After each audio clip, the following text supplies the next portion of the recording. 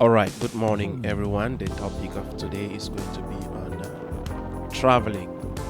Yeah, and I'm going to focus on first time travelers, be it to any country, is it the USA, Canada, UK, Europe, Asia, whatever. The first thing is that be aware that you are going to a strange land which is not your country. Whether you have a green card or you have a permanent residency, I won't advise you to say sell your house because you want a green card. That could be very misleading. That could be a fatal error. Yeah, you might not have money. That's fine. It's better to probably get a loan than sell your house. You could put your house on a guarantee rather, because when you sell your house, it will take you another 10 years or more to build another house if you ever plan to come back, which most often is the case. So I want to advise you to sell your house or take some valuable things and sell, which you might need them. Secondly, I always tell people, know that if you are poor, say in Africa, you won't be rich in America. In fact, you will still be a poor man in a rich country. Many people think that people are rich in other countries because they are in that country. No. America or Canada, UK, Belgium does not make people wealthy unless maybe you are a CEO of a company. Yeah, but if you think getting a job will make you rich, that's a far-fetched. If you really want to become wealthy, then think business.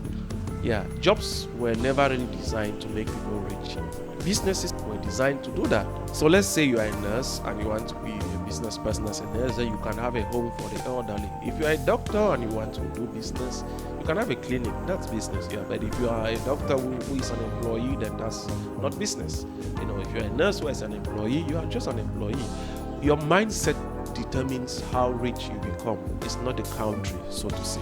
And those of us Africans, we should always be aware that there's a lot of junk food and it has sugar, which most often could cause you health hazards in the long run.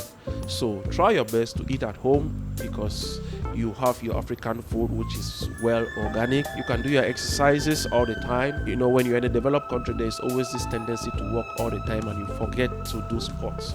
So time and again, when you are there, it's going to affect your health if you don't do sports or you don't eat the right organic food. And most often we fall prey to eating street food and the foods which have sugar, and in the long run we suffer for diabetes. So please watch out against that. Then know that once you go to a foreign country, it takes years to settle down, sometimes 3, others it can take them right up to 10 years.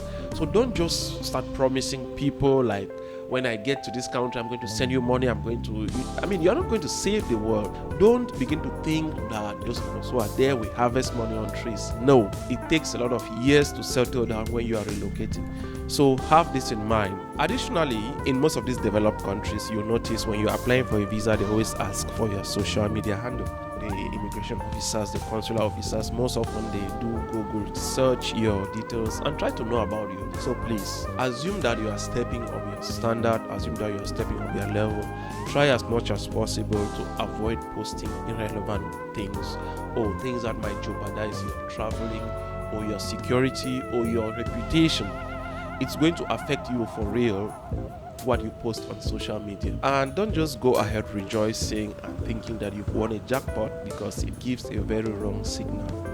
Just a little tip: those who probably are going there as students, imagine you going with a student visa, being admitted in a university. When your luggage is checked, rather the seafood and every other thing which has nothing to do with studies. How do you expect such an immigration officer or a consular officer to give you access to the country? No. Mind you, please. And this is a little bit sensitive for those who want to let their spouse travel while they follow later on. It's very risky.